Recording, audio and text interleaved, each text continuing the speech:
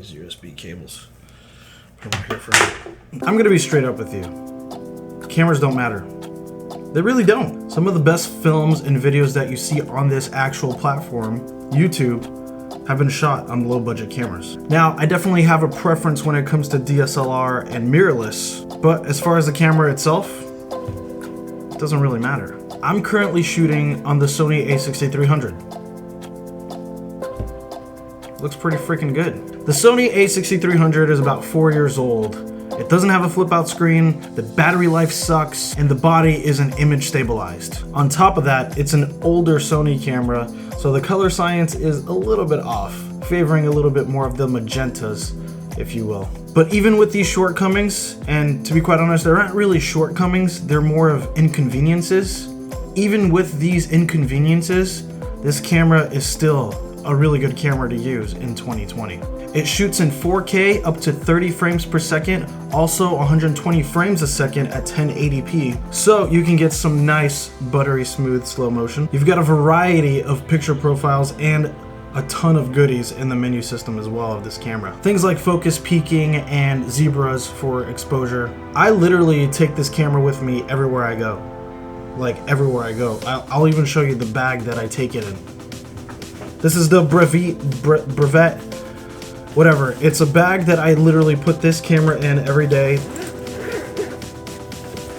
That is a camera cube inside of what looks like a normal backpack. But this is besides the point. I'll do a review on this when the time comes.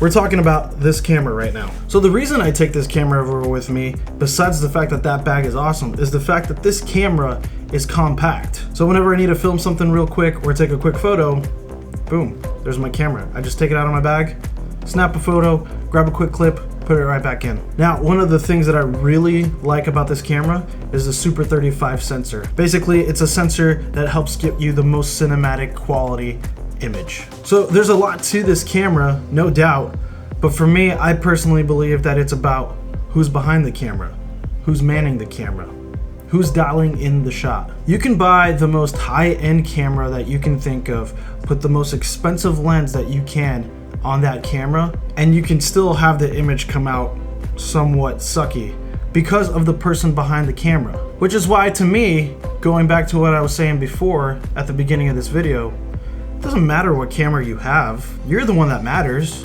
You're the one behind the camera. You're the one dialing in the shot. So here's some advice to some of you beginners out there.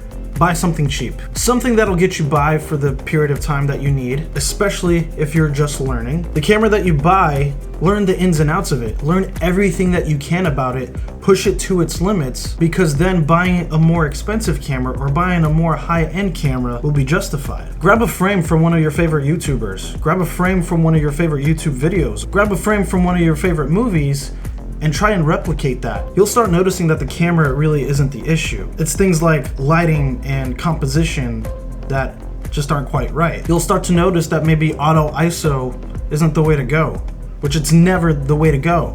Why the heck did they still make auto ISO?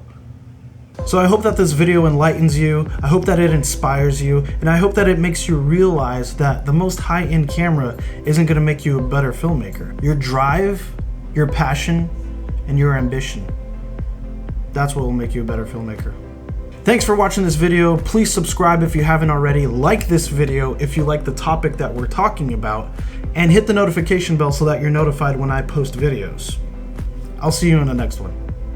Peace.